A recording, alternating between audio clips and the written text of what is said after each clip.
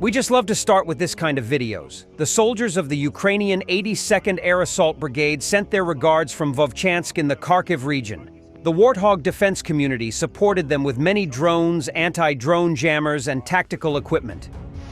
Бажаю здоров'я, друзі! Ми, бійці 82-ї десантно-штурмової бригади, нещодавно звернулися до вас з проханням про допомогу, а саме на вкрай важливому харківському напрямку.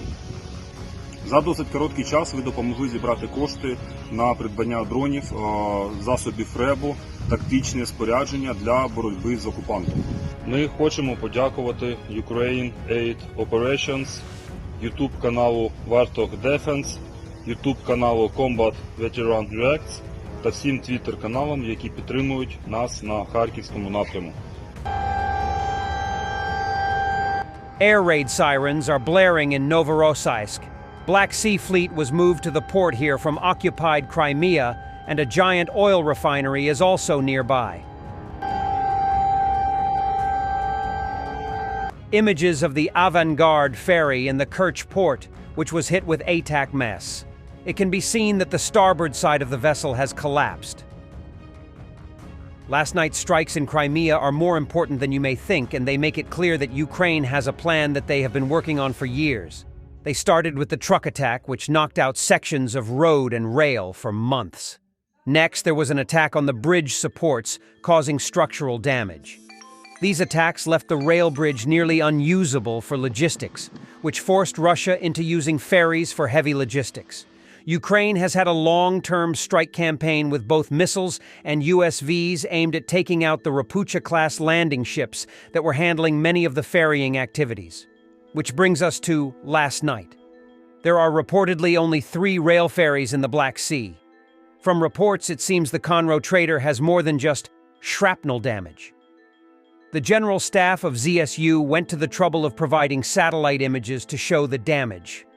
Quite helpful, if I do say so. Slowly and unrealized by some, Ukraine has put a massive cost on logistics to Crimea. The Russian position there is becoming less tenable, and this will create an opening for follow-on actions, as will the consistent destruction of air defense. Watch this space, as they say. More good news. Seems like military aid has now really reached the front lines. The HIMARS crews are just astonished by the number of missiles that have arrived in Ukraine, saying they have never seen so many. Destruction of a Russian short-range air defense system, Strela 10, in the Donetsk region by units of the 10th Mountain Assault Brigade. Interesting, the Strela 10 tried to hit the drone observing it, but failed. An FPV finished the job.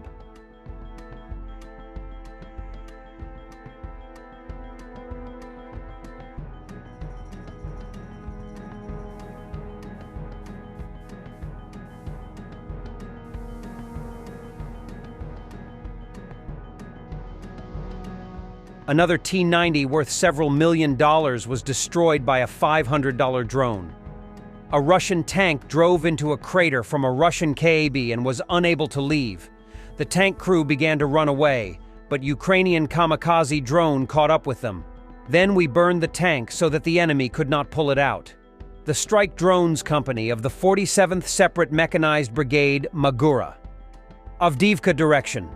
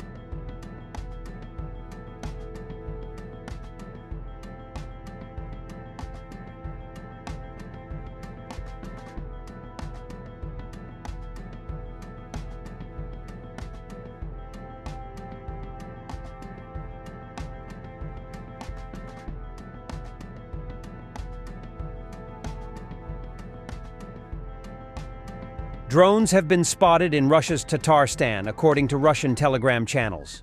An air raid alert is sounding in Kazan. Employees of a number of enterprises have been evacuated, and a ban on flight operations has been imposed at the local airport. Several departing and arriving flights have been delayed. Airplanes flying to Kazan had to urgently change their flight direction.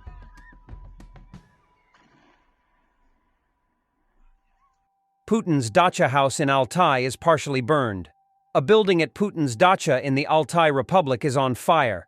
This residence hosted former Italian Prime Minister Berlusconi in 2015.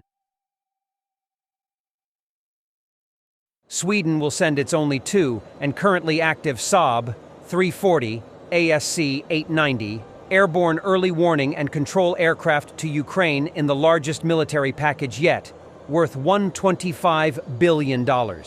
These planes are intended to complement the F-16s that are to begin arriving next month. Compared to the traditional circular radar on AWACS planes, such as the E-3 Sentry, the Saab 340 has a non-movable PS-890 ASA radar made with the Erie system. It offers lower drag, but has a dead zone directly behind and in front of the plane, with a 120-degree zone of scan on either side of the airframe. The mounted radar is capable of tracking ships, planes, and missiles up to 190 to 250 miles, while at an altitude of 20,000 ft, 6,100 meter.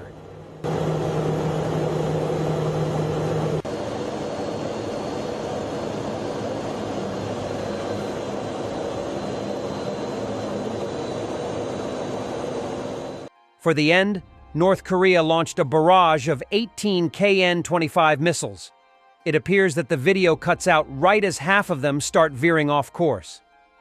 KN-25 is a SRBM with a demonstrated range of 380 kilometers, officially described as a super-large caliber multiple launch rocket system.